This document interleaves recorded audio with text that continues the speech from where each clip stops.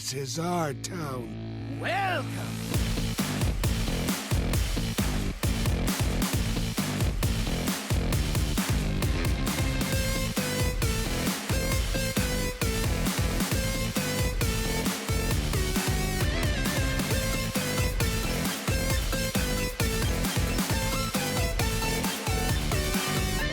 What's up, everybody?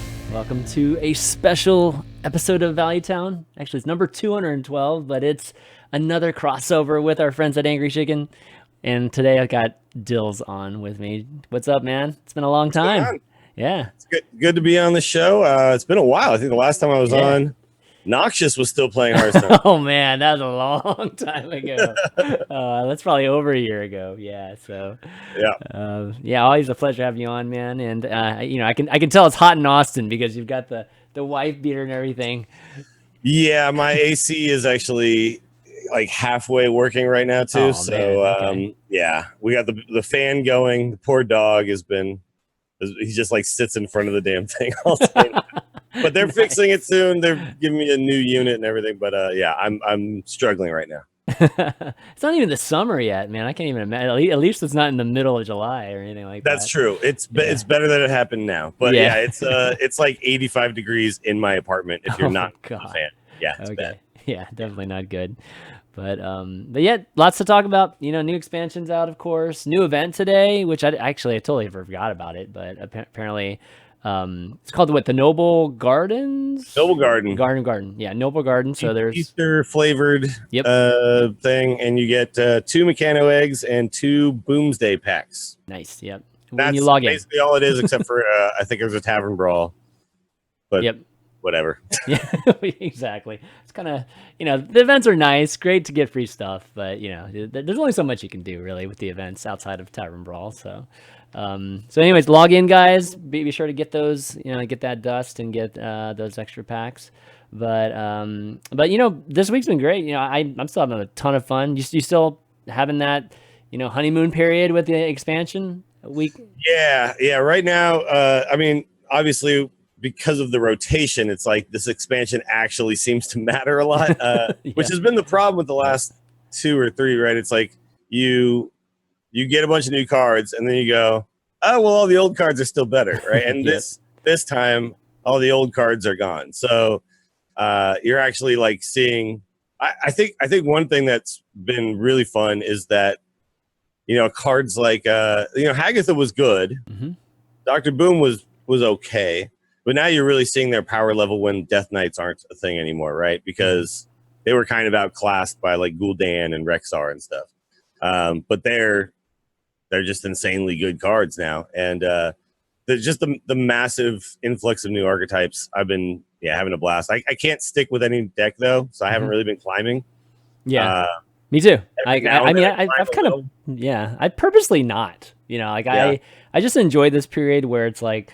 I played a ton of Shaman last week. I still played a ton of Shaman this week and Mage and things like that too. But I just like the nuance of, whatever meta is happening at where I am and just being able to build against it instead of just building something that's just generally good, right? Over 100 games, I'm going to win, 60, 70% of the time. Just, building stuff that's specifically good against things I'm just playing against that day. I really enjoy that period.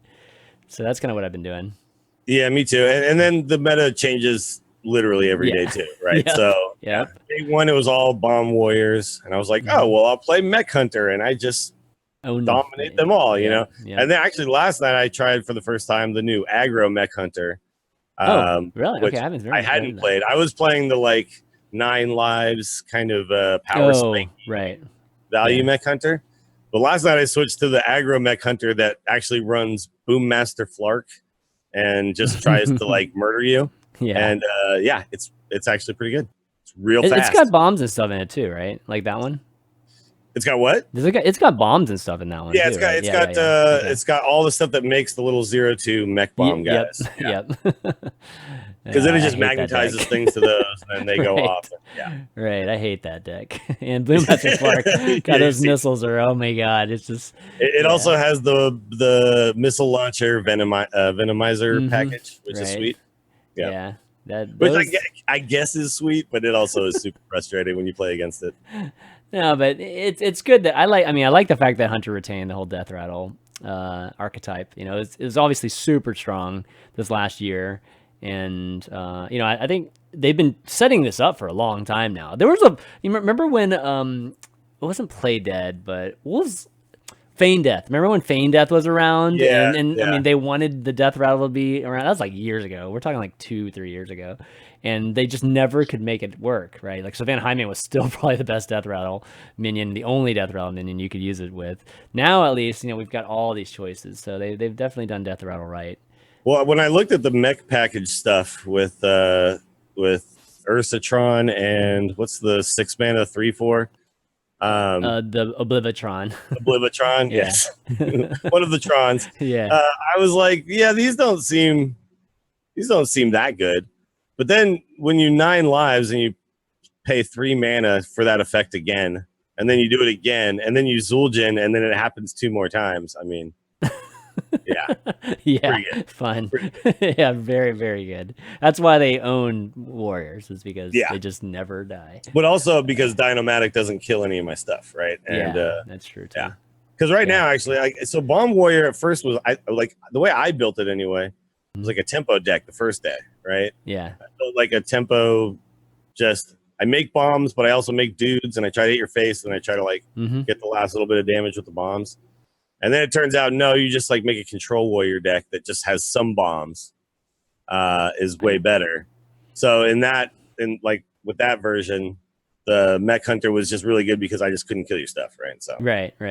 No, that's kind of funny, that synergy. Yeah, he just really works against the warrior in the end. Yeah, it's funny with the warrior because I actually prefer the dragon. I love the dragon package actually a lot more than the bomb warrior. Yeah, I've been seeing a lot of that lately. Yeah. I like it just because it's definitely built more for value. You know, there's all these cards where you just draw dragons and you can copy dragon, or you can, you know, like add copy just all the dragons that you have in your hand. You can get like another copy of it. So that's definitely right up my alley. But I just felt like it's been better just because people know how to work around the bombs. I mean, there's like one card that basically counters the bombs. It's called Elysiana because Elysiana just wipes away all the bombs too if you play against a control What's deck. your thought, by the way, on people wanting to ban that card in Specialist? Oh, for sure. For that? Yeah, definitely for that. Yeah. Yeah. I mean, I was for that even before the expansion came out. Like, I felt like that was a problematic card. It is for sure. I mean, it has the potential to make games last forever, right? And it's just when you can stutter walk it and do it again. Right. And you can. I had a game one time. I got Elysiana twice in the Discovers. Oh, really? Yeah. Okay. Yes, and my opponent got it one time too. So I literally had a 58-minute game. Oh my god. Yeah, it was. Well, you can baleful banker it too. Still, yeah, right? yeah. So I mean, I didn't even do that, but yeah, you can bounce it like as many times as you want too.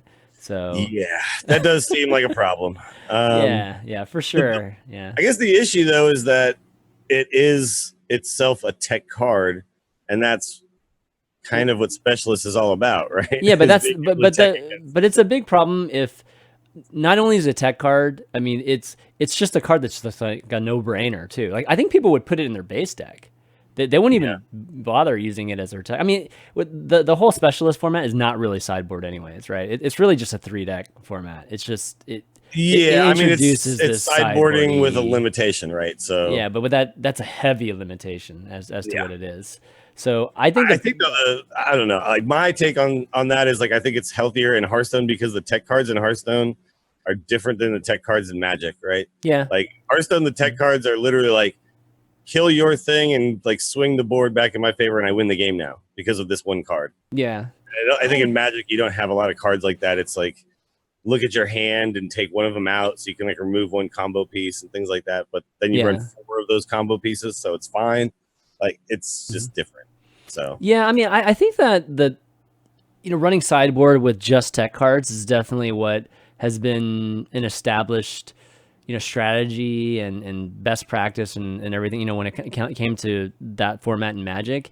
But I feel like Hearthstone's a little different. I think that for sure there's the element of that, like running ooze, if it's, like a crazy heavy weapons type, playing a rogue or whatever you're playing.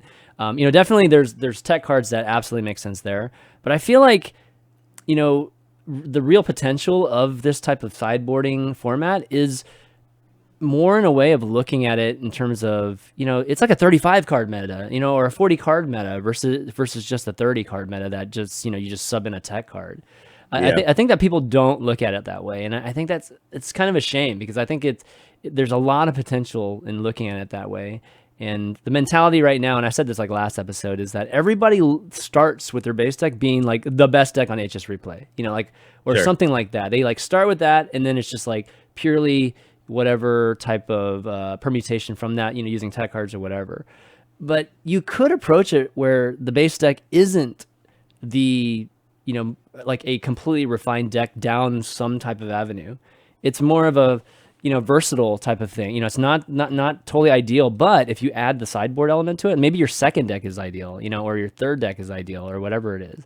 And and I think that makes it a lot more interesting than just starting from an optimal deck. And I think that's what all the pros do right now. They just start with just the most refined deck. This specialist format probably encourages you just to go literally with just the best deck in Hearthstone, and then start from there. And I think it almost feels like you pick a ladder deck, right? But I guess what I'm hoping to see with it anyway is that the counter meta starts to happen, right? So rather than picking whatever the best deck is, they pick the counter to the best deck, and then people got like have to go, oh well, now I got to counter the counter, and then you get into that weird kind of cycle, which happens in Magic tournaments, right? Where somebody like wins a tournament with some weird thing, and everyone's like, whoa, what this guy like next leveled us all, you know? And I'm hoping that's what's going to happen, but I feel like Hearthstone might not work in the same way. Well, I think you'll see some of it. It really just depends on like how many rounds of Swiss there are, right? Because if there are like 80% of people playing, just hypothetically, Token Druid, you know, whatever it is,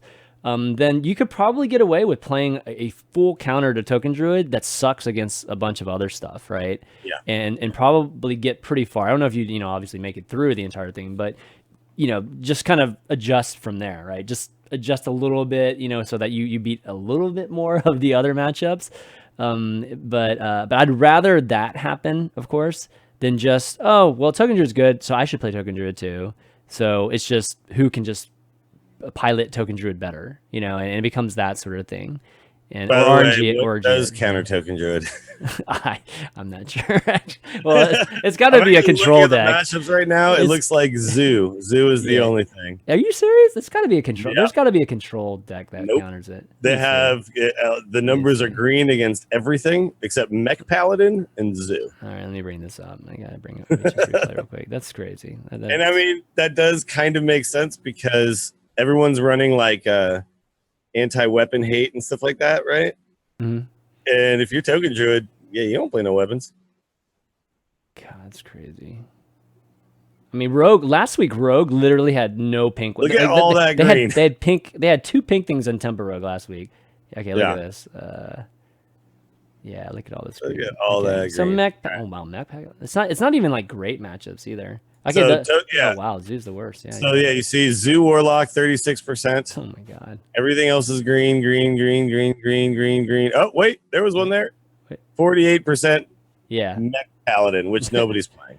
So like control just sucks against it. That's what we're. They just don't. Okay, about. You know why That's though? Crazy. They don't. Because Twin Spell is actually super broken. Oh my god. They don't have Yeah. enough control. And I was playing Token Druid last night, and it does feel that way. Like you can just keep building boards, and eventually they're like, oh yeah, I don't have any more removal because Brawl doesn't have Twin Spell on it, right? Yeah. So you get to the end of the game and you're just broken. Like, you're like, oh yeah, you brawled my board or whatever. That's cool. 8 mana, I do it again. Then 8 mana, I do it again. And then 8 mana, I do it again. You remember when Whispering Woods was considered a really bad card? Sure. And now it's like really great because it's one of the 8 cards that fill the board. So. Well, I was playing it last night and I was actually like hero powering on 2 rather than play my cards out of my hand, just so that I could get like a full Whispering Woods on 3 with a coin. No, but I'm glad you brought up Twin Spell. Twin Spell is really, really good right now with Druid and Mage, and it's like, wow, this card, it's broken. Like, I mean, I think it was Raven when he was on the show not too long ago saying that Twin Spell is probably the best the best key or mechanic, and or is going to be the best mechanic. And I was like, really, you think so? I think he's definitely right. Like, Yeah, it snuck up on a lot of people because it looked, it looks like, okay, well, this card is bad. Yeah. And then being able to cast a bad card twice probably shouldn't be good, right? But it turns out, no, it's really good to be able to cast a bad card twice because it just means that you don't have to value the card the first time or the second time. You just kind of like throw it out there. And that's the 8 mana, make 5 2/2s. I looked at that and I was like, that seems really slow. But it just turns out it's like, well, after they've cleared your board 5 times, you just have plenty of time to reload and cast it again. So, well, there's nothing. So I was playing against a lot of token druids, and I've been playing shaman, right? There's nothing like building your entire shaman deck to beat that and still losing to it. It's crazy. Like, I have lightning storms and obviously Hagatha and I forget the 5 mana just wiped the board. The scheme, the Hagatha scheme. Hagatha scheme, yeah. And I mean, I'm literally adding everything. Night, even had the Dragon Scorcher, and I did too. Running the whatchamacallit, the kill everything with less than 2 attack. Like, wow, that I hadn't even seen in forever. I was like, what is happening right now? I was like, this guy literally he probably lost the token druid like 20 times yesterday and just said, I'm never doing that again. I'm building everything to kill them. Yep. I went through that phase. I added that card too at one point as well. But then it was like that because I was playing priests too that would run the 214 as well. Okay. So like I ran it for a little bit, but then I took it out and I was like, this is ridiculous playing this card because it sucks against everything else. But yeah, Token Druid, man, I feel like Token Druid's never bad. That deck's literally been on the verge of being viable for years. Like now, and if it wasn't for all the other different, even previous meta, Token Druid's still one of the top druids. But if it wasn't for like Malagus and all those crazy control druids, Token Druid would have been the best druid even this last year. So I think it snuck up on me too because they put all that stupid Healy stuff in the expansion, and everyone was kind of like distracted by that. They're like, "Oh, heal for 5 and bring back Lucent Bark over and over again." Yeah, and we didn't really stop to think about what the twin spell Forest Aid and even the like really bad cards like Mark of the Loa. Yeah, Mark of the Loa is a good one. Like, that card is awful, but apparently. It's just fine now. Yeah. Well, they definitely got some super good cards. Like Dreamwave Guardian's a great, a really great 2-drop, and like the Loa is pretty solid. They even just the card that gives you both of the choose ones, and one of them is Power of the Wild. It's crazy, right? Like I feel like they're just constantly they just have cards. Your druids never run out of cards now. And that's very, very powerful in terms of. And then the free legendary too, the Archmage Vargoth is just like so sweet in this. Oh, really? I haven't seen anybody use that. Really? Like in Druid? Yeah. You play that, and then you cast like a token generator or something like that, and it casts it again at the end of the turn, and it's like doubles up the token generation. Yeah. Or you play it and you cast like a buff spell, like the new Blessing of the Ancients. Yep. And that buffs your board again at the end of the turn. So, Dills, tell me this: why wouldn't you play this in Specialist? Why wouldn't I? Yeah. Because I'm a hipster. You're a hipster. Okay. I don't play the best deck. No, I think if I were playing a Specialist tournament today to qualify for the World Championships, I would play Token Druid. Yes. See, that's. Oh man, I'm scared. I know. I'm scared to see what they're going to end up looking like, But yeah, anyways, Token Druid's great. But why don't we talk about some of the decks we've been playing? So let me bring up a couple decks. So I've been still playing Shaman. I know you guys were like, oh my god, ChanmanV still playing Shaman. Yeah, but at least I kind of want to show you at least an elemental Shaman I've been messing around with. And it's pretty good, to be honest. Like, I feel like, there's the clear case of, God, I wish I had 32 cards, or 34 cards. And in trying to refine it this way, I definitely I'm still like in the mode of just playing some fun things, over probably things that are very refined and optimal. But you take into account this is because we've been playing a lot of token druids and aggro decks and things like that. So especially hunters too. Hunters are not the easiest thing to remove stuff from, or at least from the standpoint of like they can get a lot of minions on the board even if they're 0/2s. But yeah, I feel like the elemental elementals are very high in value. Like all of them that they, even the old ones like Fire Elemental, but things like the Nimbus. You basically get to draw an elemental, and all the elementals are pretty darn good. And then I recently added the giant just because I always have a ton of cards. So I was just like, yeah, why not just throw it down giant? After you Hagatha, right? Like yeah. Your hand is constantly full, yeah, so. it's like I'm always struggling, like not having 10 cards. So I figured the giants kind of made sense, but yeah, it's a lot of fun, and then of course I have the Luciana in this deck just because you're crazy. It if you looks don't have cool. Luciana. Have you actually found Swamp Queen Hagatha to be good, or you just want to keep playing it because it's fun? Swamp Queen's the 7 drop, right? Cost Hagatha, I mean, it's definitely one that's droppable, but I think that the combination I generally try for or go after is the one that it's either like the Toads plus the 7, the spell that turns Toads them plus turn them all into legendaries. There's a few cards that create tokens, and then you convert them to legendaries, and so it's like a crazy tempo swing whenever you do that. So it's hard for me not to drop it, but it probably is a droppable card given how this deck plays. Like I could probably put another control spell or something in there, versus having a minion there.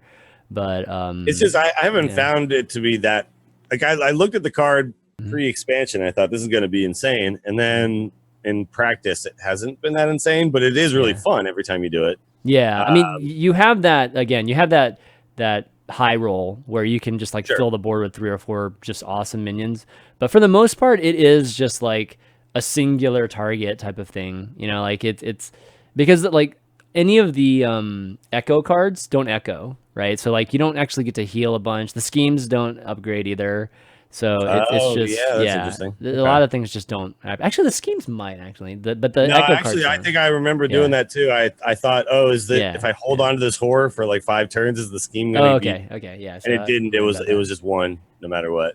So that makes a huge difference, so like most of the time it's probably clear some stuff off or clear, like hex something specifically and then get something little, but those times that you high roll, it's like, oh my god, it's like wins you the game almost, like, so it's still a pretty good card. And you do probably have time in a deck like this because of how much control elements you have, right? So I think that's really the trick for me has been, at what point am I allowed to pay 7 mana for a 5/5 that does nothing that turn, right? Because then you have to then play the 5/5 on a future turn, and it's nice getting it off Shutterwalk too. You get like another 5/5 with, I mean, it's random as to what it's on it, but it's kind of nice to get another powerful minion from that too. But yeah, I was surprised about Walking Fountain too. By the way, I mean, I did think the card was going to be decent. I didn't think it was going to be like game winning like it has been. I think in a lot of situations, because we've had complaint, or at least somebody wrote us a gentle message to this show as well as your show, that we're not talking about cards enough, maybe in terms of stats. Just real quick, the 5/5 he's talking about is the one that where you can choose 2 ability. You get to choose 2 spells and then you get a 5/5 with those 2 spells attached that cost to it. 5. Yeah, and exactly. then it goes into your hand. And then the fountain is the 4/8 that has Wind Fury and it's Lifesteal. That's like the most important card. Rush, Lifesteal, and Wind Fury. Which is so funny because Corpse Taker literally rotated out. I know. Came in and I was like, I know. Wow, the Corpse Taker card that's so perfect is just now gone. Yeah, I mean, I tried to run Countess, just to draw them, right? And I just couldn't fit it. It's just too many big cards in here. But that's another card. I feel like it can't work into any deck for some reason. It's a crazy draw 3 card. And you know why? It doesn't have taunt. Yeah, because remember the card before it that was the 7 mana 4/6 with taunt that would draw you a beast, a murloc, and a dragon. Oh yeah! Oh my god! Yeah. I remember that was that was in Karazhan. That was really broken. So you could actually afford to play that card because you'd play it, you'd draw 3 cards, and they'd be specific cards you're looking for. But it had taunt, so you wouldn't then just like die that turn, right? Yeah. The problem with Countess Ashmore is you play her to try to specifically draw like your Ziliax or whatever. And you drop her, and then the other guy goes, well, you're dead now. Those 3 cards you have in your hand now, those are sweet, but your health is 0, so it doesn't matter, right? Imagine if she had taunt too. Oh my god, that'd be like the most broken card ever. That's It'd be crazy. pretty good. I have seen her more this expansion than ever before. When Countess Ashmore first came out, I thought it was going to be a very good card, but it just turned like this. I don't know. Like rogues right now, you can be at like 18 or 19, and they have nothing on the board, and you're not safe, right? So, yeah.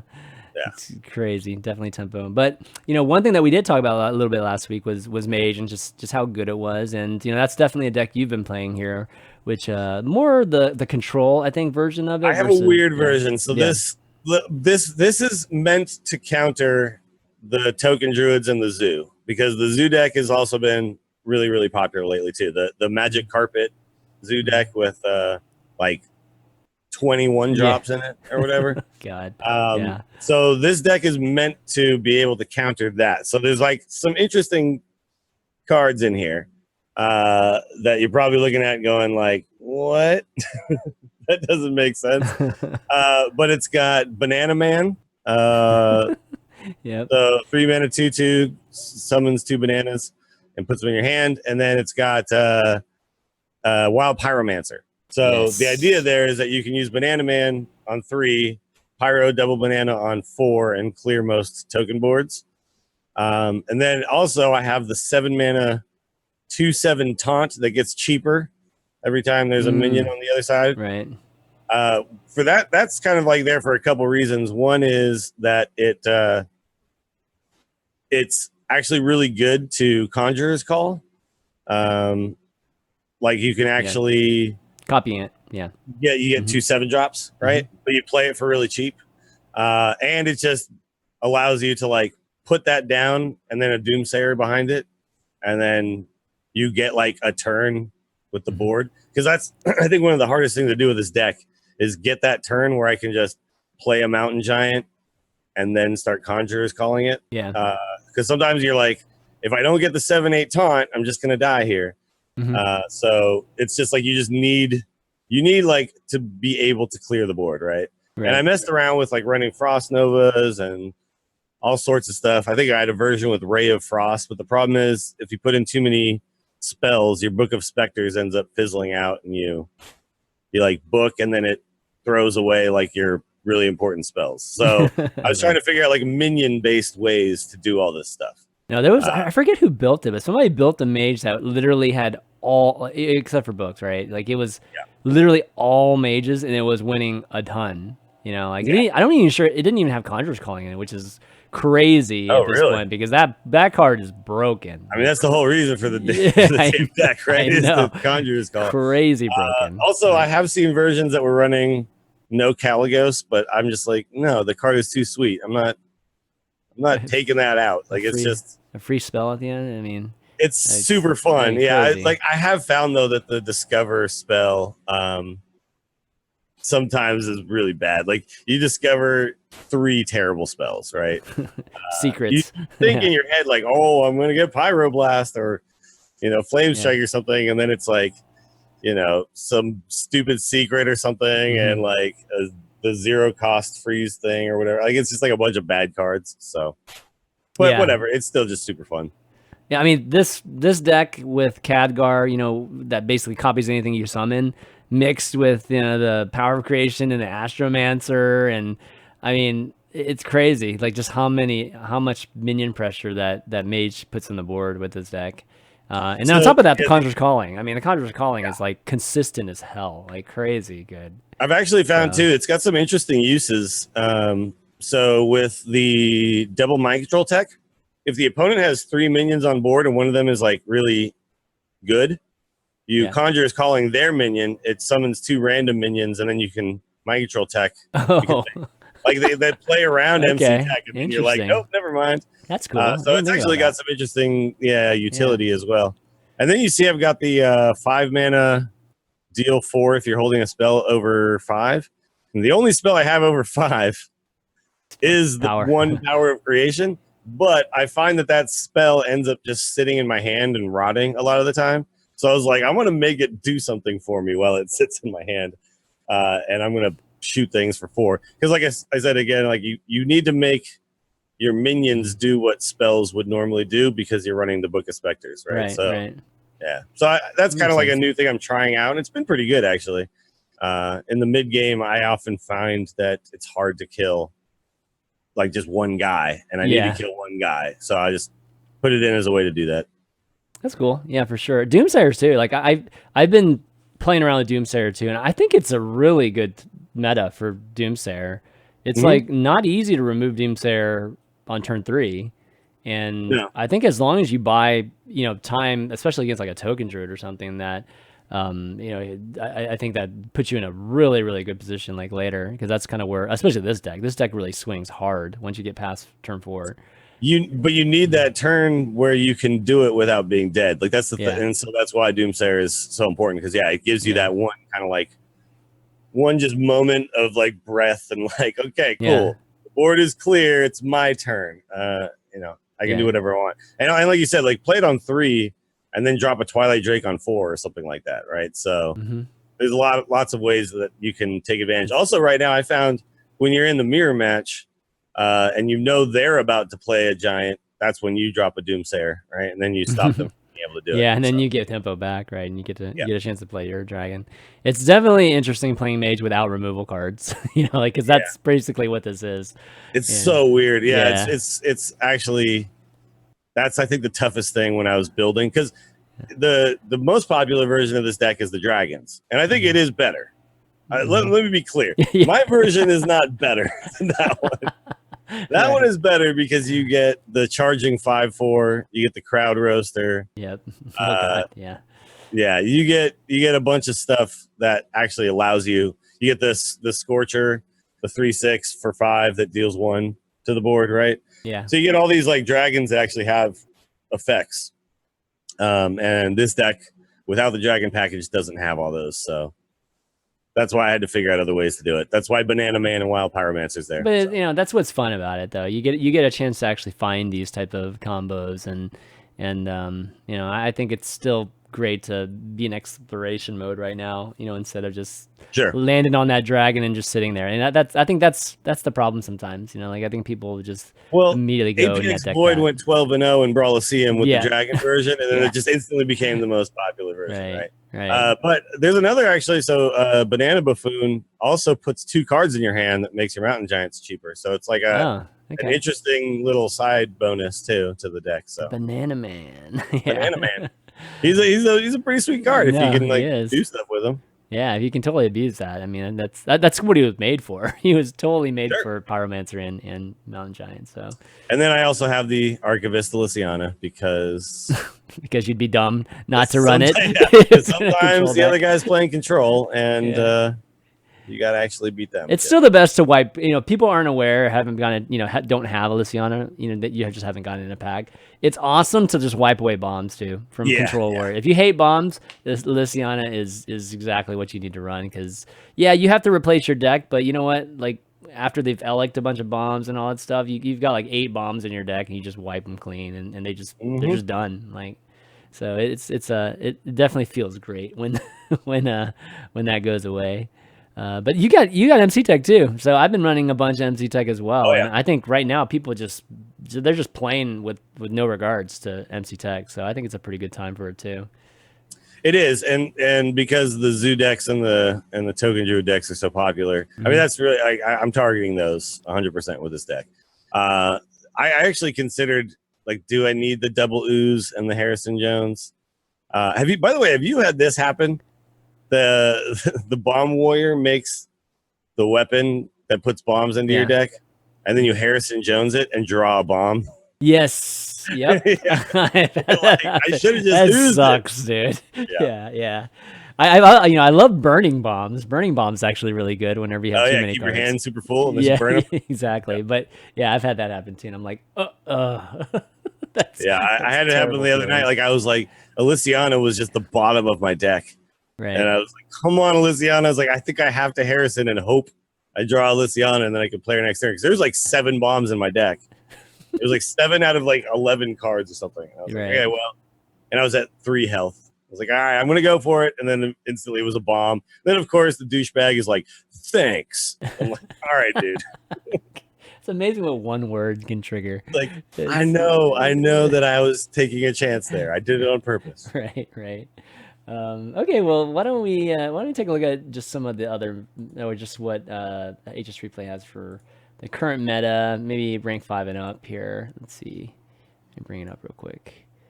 Okay, so not much has changed, to be honest. Like, since we had our last show like on Friday, so not too much has changed since then. Tempo Rogue, Druid still on top, and what's interesting about this meta compared to what we saw in Witchwood and when it first came out is there isn't like a ton of decks right now in tier 1 and tier 2. Like we had like 20 at one point, right, in Witchwood in tier 2. But but every class is almost represented. I think there's only one class that's not represented right now.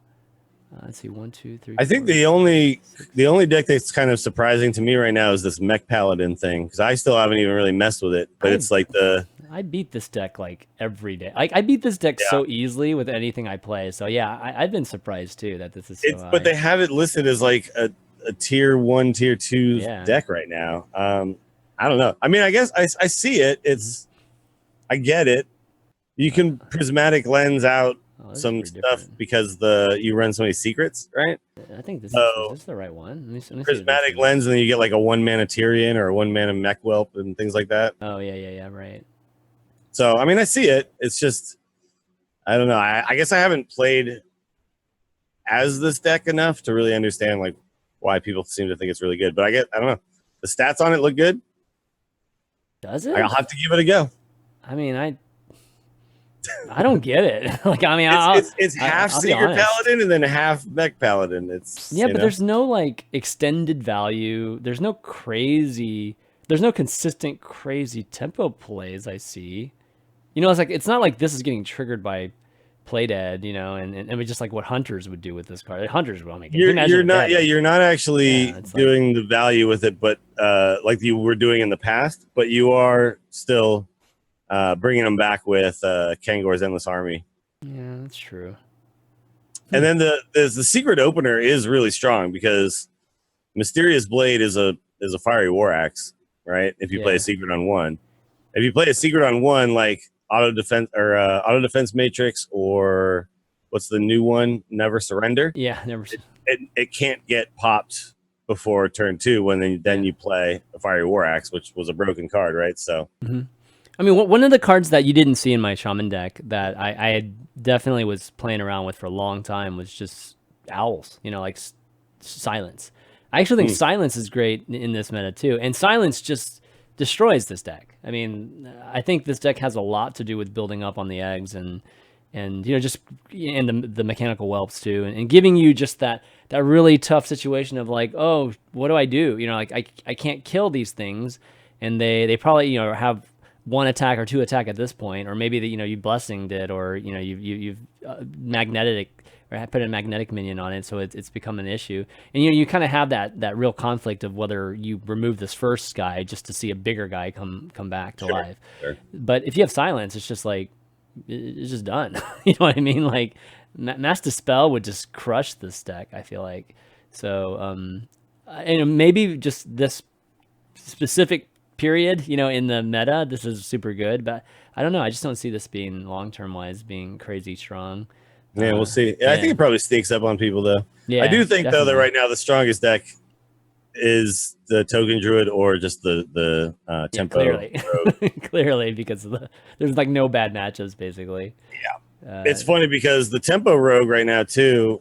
When you look at like the popular HS replay lists, it's still running like Underbelly Fences and stuff like that, and Vendetta. Oh, you're talking about the actual. Yeah, and I actually think that the best version doesn't run.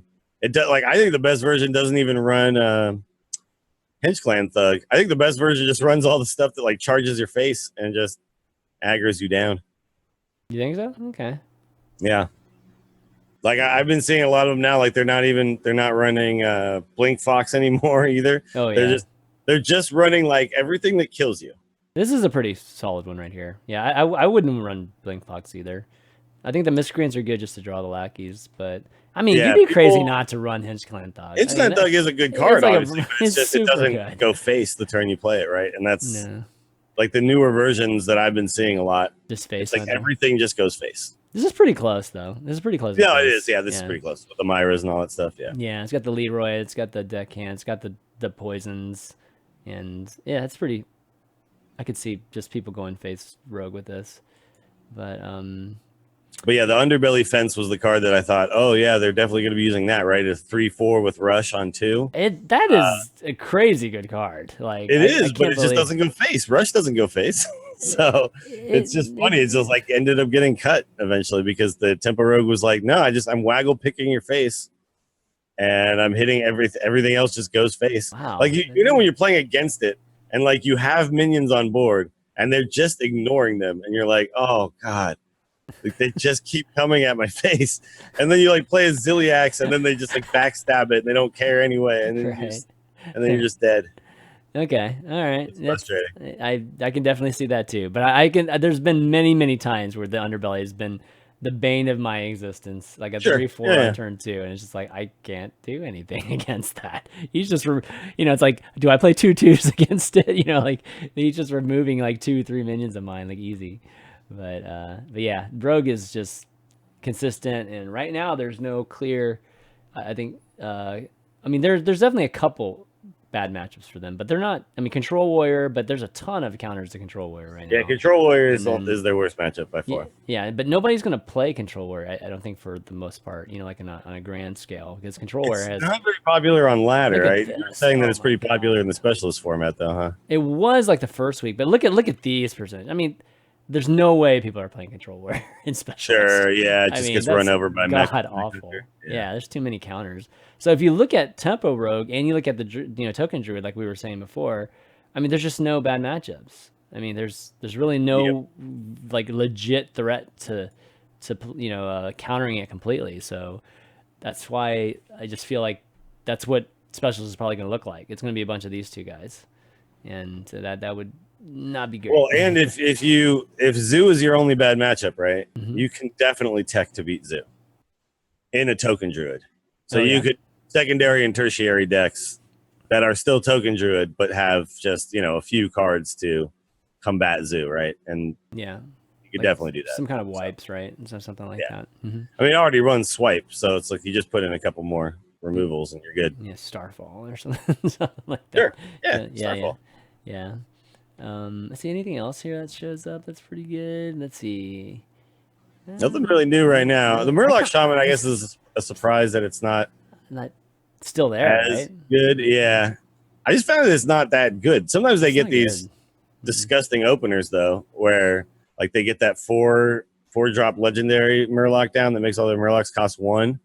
And then they get the 2/3 that makes it so that they draw Murlocs whenever they play them. And sometimes they do that, and then you're like, oh, they're never going to run out of Murlocs now. That's the card. I feel like that's a bigger, like a stronger card to me than the one that makes all their Murlocs 1. The one that just keeps drawing Murlocs, it's like, oh my god, that I can't kill that thing, and they just never run out of ammo because of it.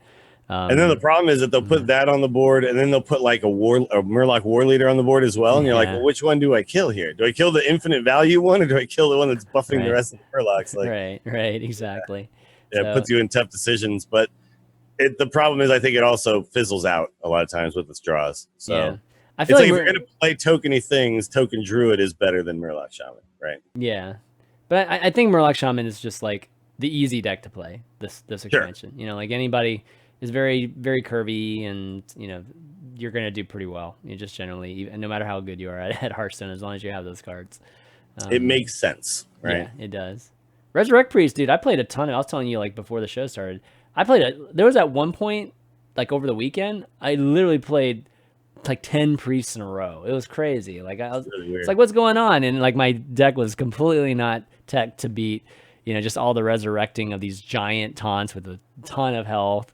And so, like, I was like, I don't even know what to do, unless I, like, mulligan, or at least, like, unless I get Hex on my mulligans, I am pretty screwed against any of these decks, at least any of the Resurrect Priests.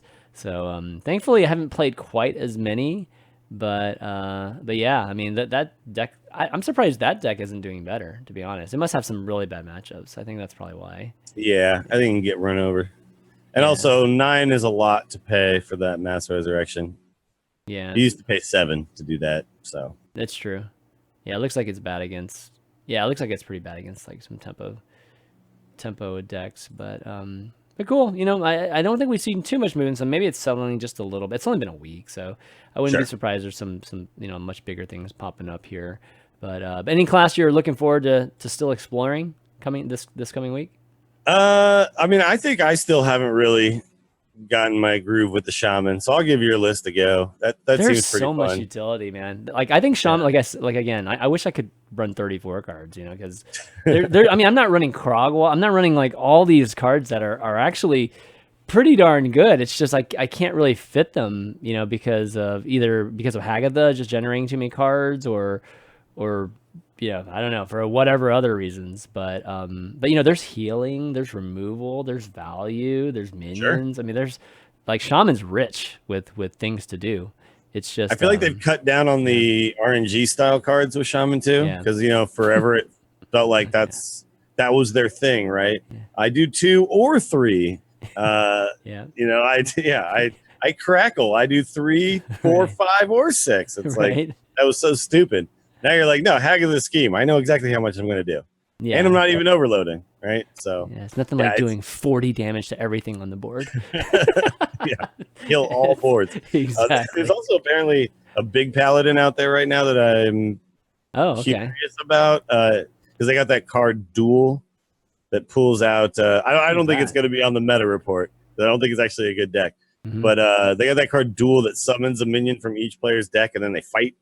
Oh, okay. Yeah. I remember that reveal. Is that any good? I don't even know. If you just run a bunch of big minions, then like imagine you duel and out comes Undasta and it fights something and overkills it, and then it summons out like your Shirvala or Amani Warbear or something. Pretty sweet. That would be pretty sweet. It's pretty specific, but it's not going to happen very often, but it sounds super sweet, and I want to do it. Yeah, for sure. All right. Well, definitely going to be. I think we want to talk a little bit more about or at least do our first preview on the World Champs that are coming up. But before we do, I just want to let folks know that this episode is sponsored by Robinhood. And if you guys aren't familiar with Robinhood is an investing app that lets you buy and sell stocks, ETFs, options, cryptos, and all commission free. And it's a phone app, so you can actually go download it off of iTunes and Google Play. And while other brokerages charge you up to $10 for every trade, Robinhood doesn't charge any commission fees. So you can trade stocks and keep all of your all your profits and, not have to have that extra charge on it. Plus there's no account minimum. You don't have to have like, $100 or $500 in your account for you to be able to, get some of these perks. The interface for it's very simple, intuitive design, and it makes investing super easy for even newcomers as well as experts alike. View easy to understand charts, market data, and place a trade in just like 4 taps of your smartphone. And you can also like view stocks in collections. So they have things like 100 most popular, and it just kind of helps you guide you through if you're not very familiar with looking for different stocks like that. So, with Robinhood, you can learn how to invest in the market as you build your portfolio, discover new stocks, track your favorite companies, and get custom notifications for price movements so you never miss the right moment to invest. Robinhood's giving Value Town listeners today a free stock, meaning like a stock like Apple or Ford or Sprint to help you like start off your portfolio if you sign up at value.robinhood.com. And it's kind of cool because it's like opening a Hearthstone pack. Like these it has like things that you can choose, and you just choose one of them and it opens it up, and it's like, some stock pops out of it. So it kind of has that feeling of Hearthstone whenever you play it. But anyways, check out Robinhood, guys. It's definitely a really cool app, and especially if you're just getting started. All right, so let's talk about World Champs, which is going to be happening probably in about a week and a half here. Not this weekend, but next weekend.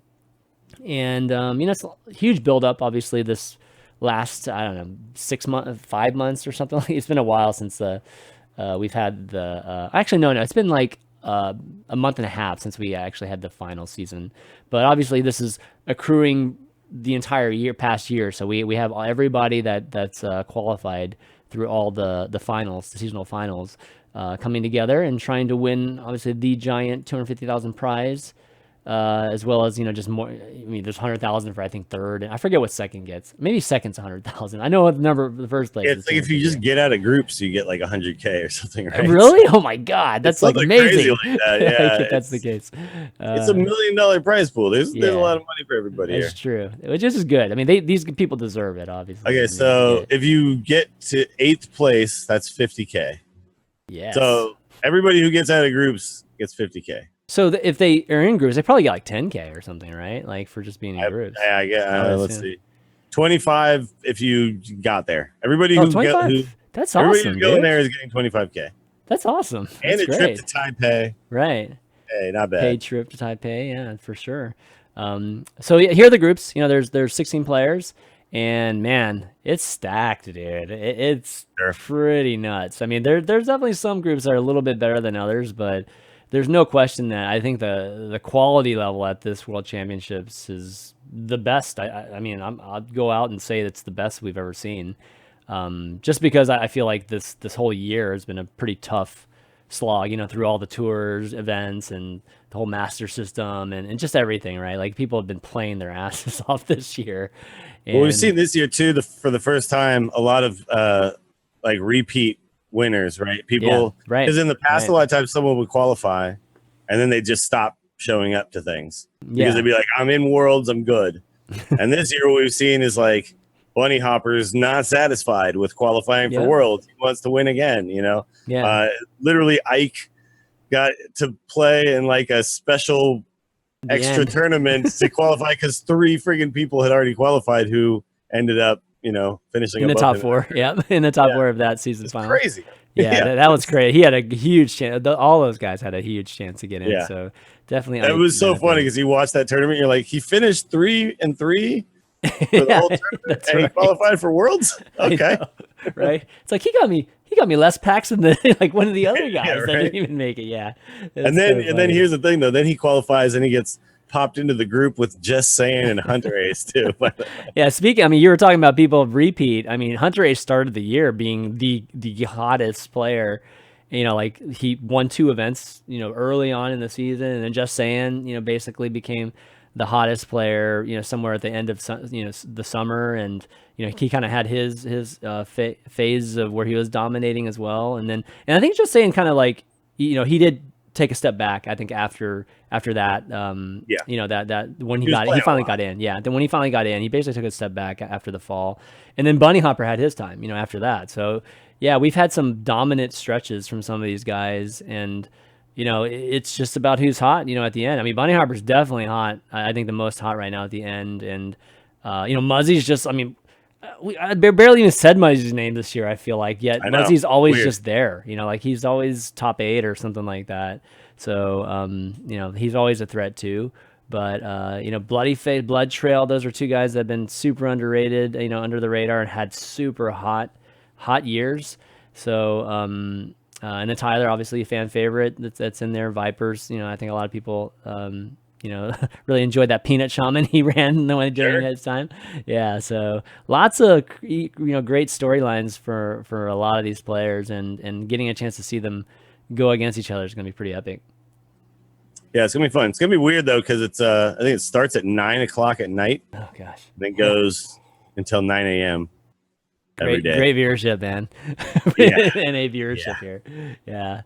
That's fine for me. I mean, I'm a night owl anyway, so I'll just I'll watch it. Keep watching Hearthstone, and then I'll, Of course. Yeah. What do you think? So you think Group C is the group of death here? That is the group of death. Yeah.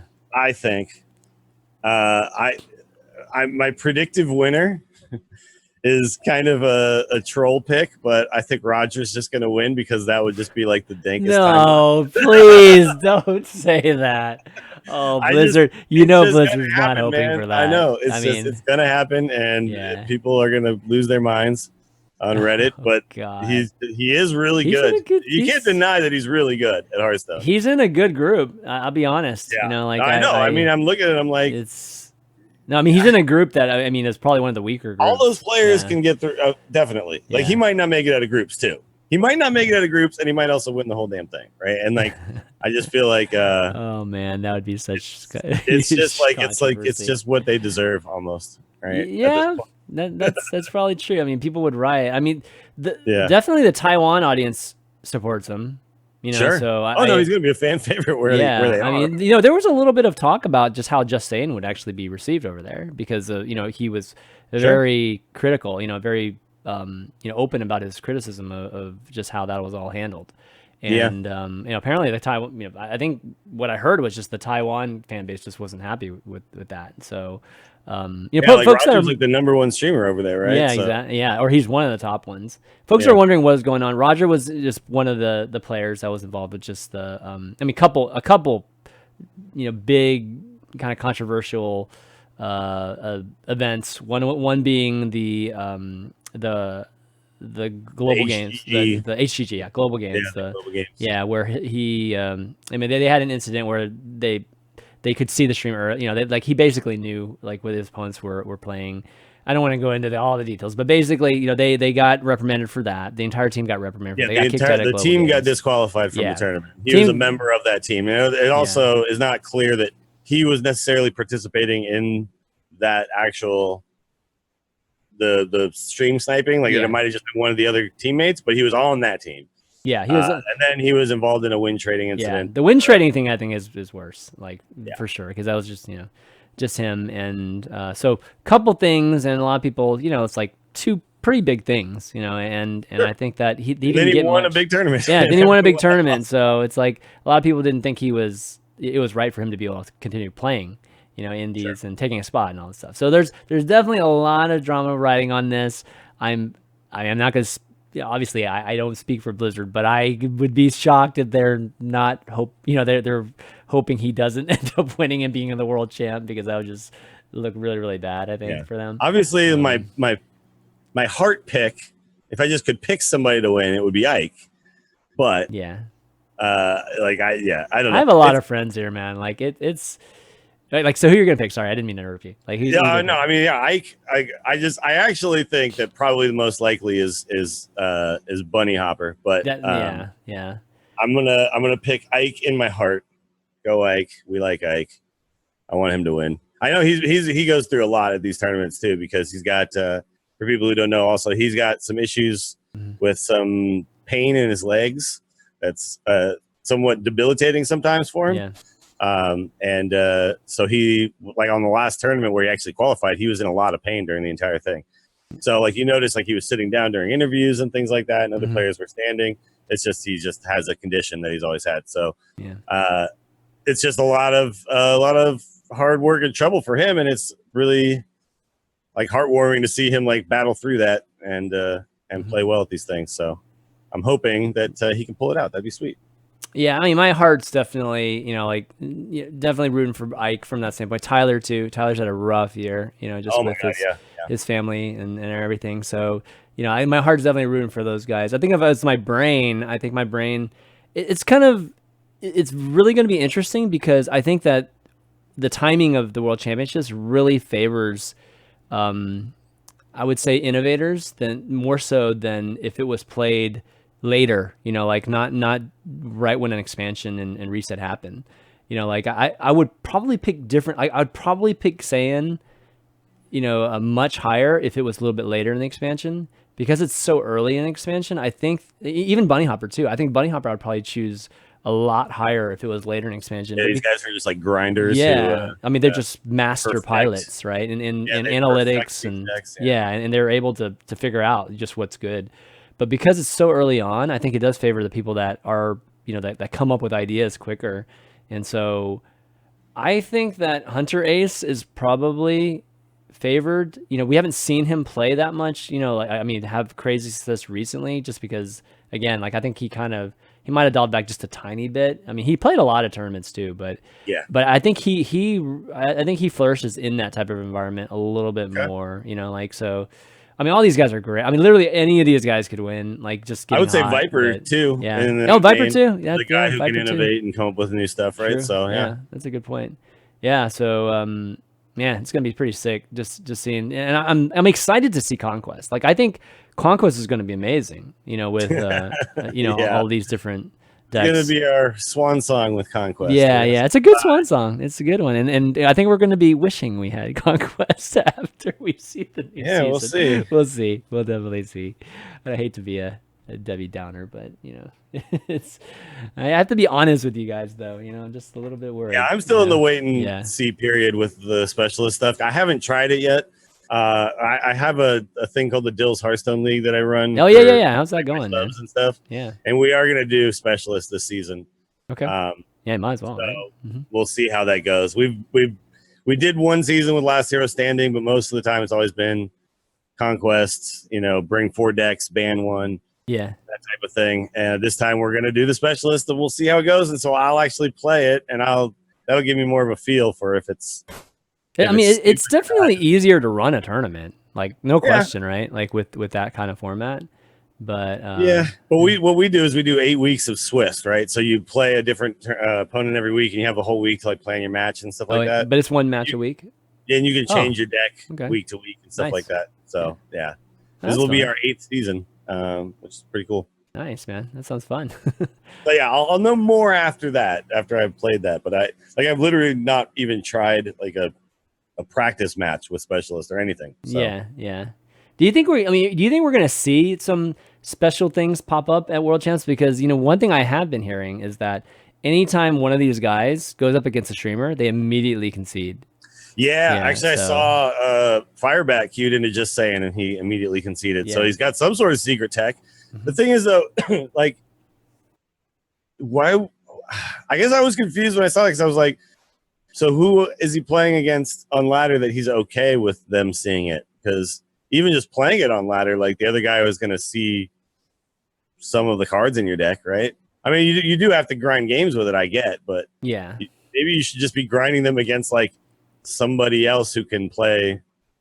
Somebody it's not bad to just like throwing it into the open system. I mean, I think it's you're going to probably get a better feel for it because I think part of it is when you're playing these decks, you really have to understand even nuances that you may have to react to that you've never gotten a chance to practice against. So I think having the ladder, and I don't. Of course, if you're going to play Firebat, then an extra 1,500 people are going to see it. An extra 2,000 people see it and maybe post it, right? So, but like on the ladder, information still gets it does passed around, right? Just whether it's on stream or not, people see a deck and then they talk about it with other people, and yeah, for sure. I mean, he should be just playing on a Smurf or something like that instead. Sure, it doesn't say Just Saying. yeah. Well, then you have to get all the cards again. Yeah, I mean, it's tough. It's a tough situation. But. Yeah. But I have a feeling that we will be seeing some interesting things. They have to submit their decks probably really soon here. I think it's coming up because the actual tournament starts on the 24th. The meta can change a lot in a week. So I hope we're not in a situation where something really changes a lot and then, they just had their deck submitted already and it's kind of that weird situation. But yeah, I hope definitely hope to see some innovation, something pop up here that we haven't seen, and people being rewarded for it. I think that would be just amazing to see that too. All right, well, why don't we do some Q&A? If you guys have any questions in the chat, definitely be sure to just write out your questions there. You can tweet us too at ValueTownGG if you have a question there. Before we do, I just want to give a shout out just to some of the folks that have been supporting the show for a long time. That's our patrons. And if you're interested in supporting the show or you think we're doing a good job, go to patreon.com/ValueTown. You can throw us a pledge. We really appreciate it. But I want to give a shout out to just a few of them because we do it every single week just to give some love to our patrons. So big shout out to Ray Dan, Bryce L, Greg S, Blake T, Eric L, Jackpot777, Chris C, that's not me, and Zach M, Evie, and Sasha G. Thanks so much, guys. You guys are amazing. All right, so we got a question from Ahmeden. Okay, what Rise of Shadow Legendary would you recommend to craft? We actually had a question kind of similar to that last week, but maybe this week is a little bit different. Is there any Legendary you think is absolutely worth the craft right now? Just specifically out of Rise of Shadow, probably...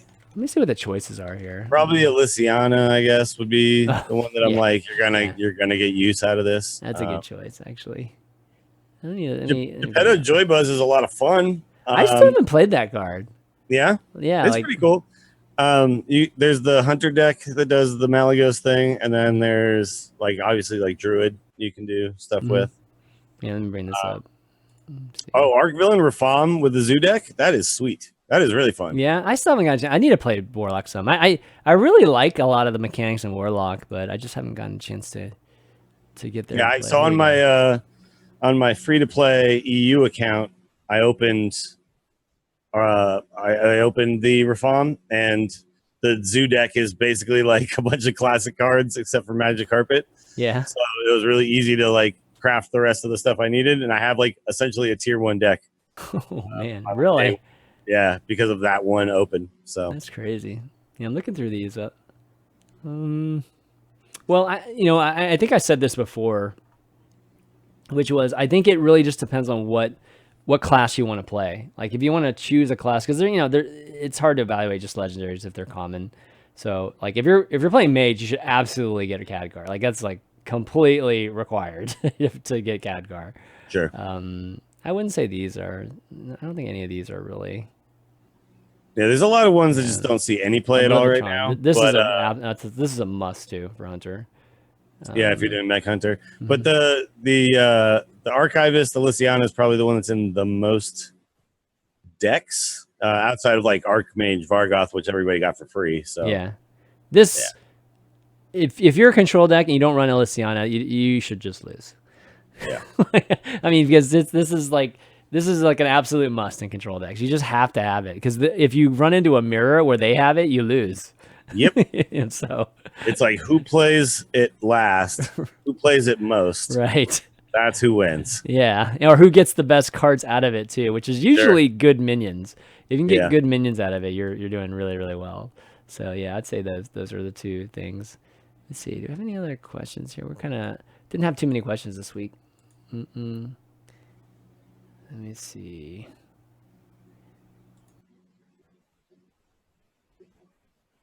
Oh, there's a question just like, which card do you think is, actually Kristen on Twitter asked, which card do you think is a card that still hasn't been played yet or hasn't been shown up in any of the meta decks yet, but will, that basically still has potential. That will eventually? Yeah.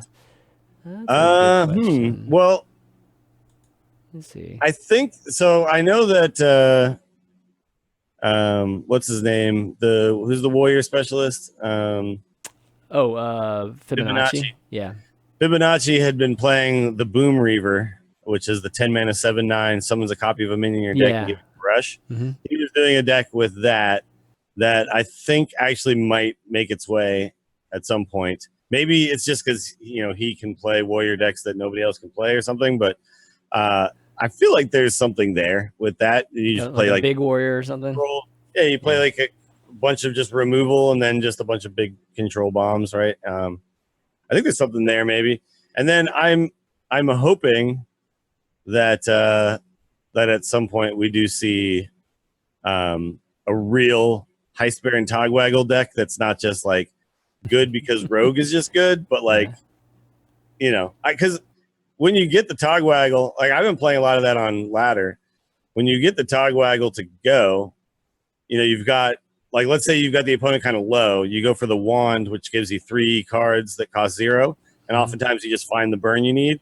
If you're kind of stuck in a game where you're both still fighting for board, you do the thing where you summon 2 legendaries. You summon 1 legendary and then a copy of it.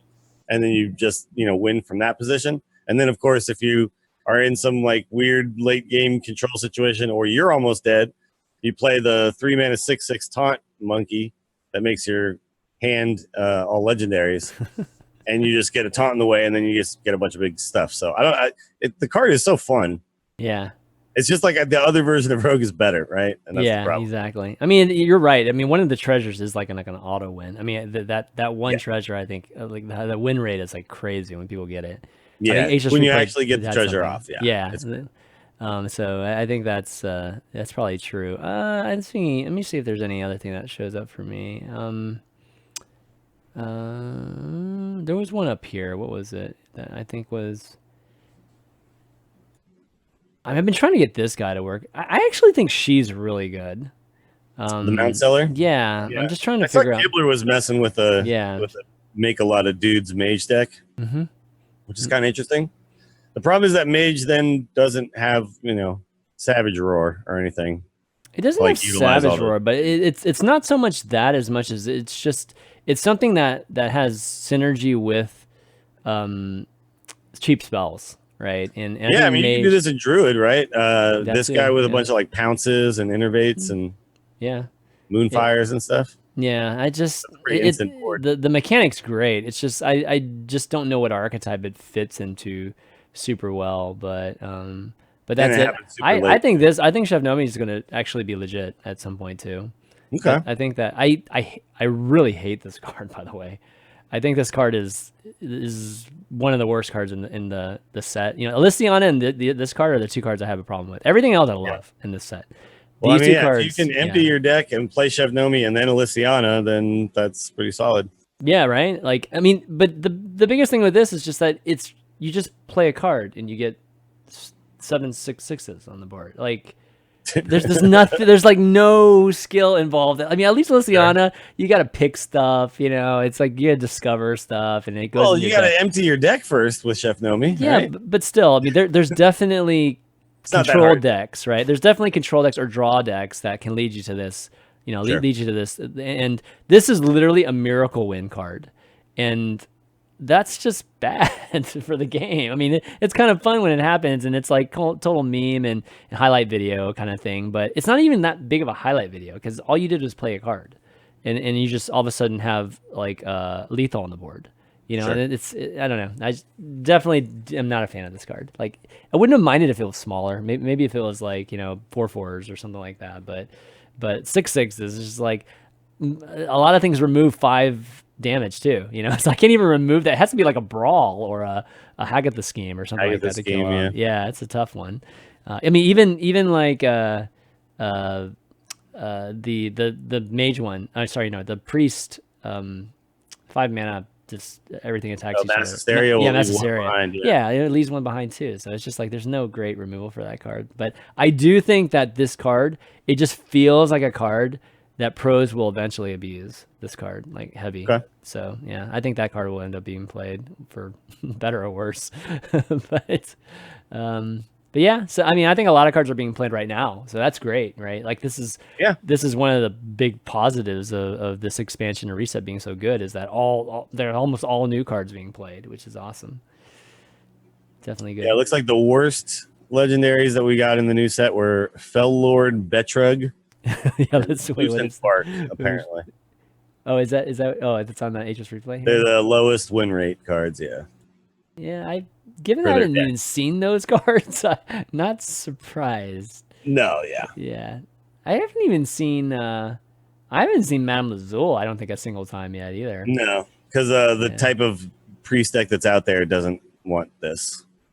Yeah. Barista Lichen, I've tried it a couple times, just copying stuff, but I never have any room, Yeah, it's sweet value, but it's like it's not a deck that does something specific, right? Yeah, for sure.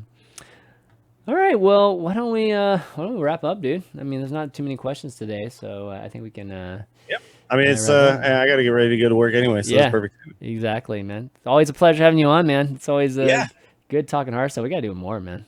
Even if it's not on air or anything. Sure, definitely, and we got to get you on Angry Chicken at some point soon. Oh yeah, for sure, man. We haven't had any guests in a really long time because we've been doing like nothing but like card review. Like yeah. You know what I mean?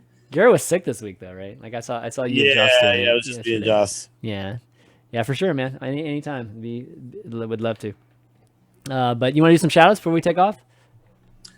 Sure. Just shout out to Gary and Jocelyn, my co-hosts on the Angry Chicken, and everybody who hangs out and watches me stream on twitch.tv/WillieDills. You still only streaming? Sorry, no, you play all kinds of things, right? Mostly Hearthstone. I mean, I sometimes I'll dabble in like Magic Arena or like we were playing some Dead by Daylight the other night. Oh man, yeah. It's been a while since I played. Pretty much. I mean, Hearthstone is like by far my favorite game. Like, I don't know. It's like the game that when I sit down in front of my computer and I'm like, I open up Steam and I'm like, yeah, I guess I could play these games. Or I could just play Hearthstone. And then I just choose Hearthstone again. Well, it's a good time, obviously, to play Hearthstone. I mean, Sure. I'm in the same boat. I mean, Hearthstone, I just still love to play Hearthstone, right? So, but I definitely play some auto chess too at the same time. So Okay. it's kind of both. I haven't really got the bug yet for that game. I mean, I played it a little bit and I had a good time, but I also, I was like feeling that feeling of so much I got to learn if I want to get good at this. And it's daunting and I screw it. Yeah. Turned it off, right?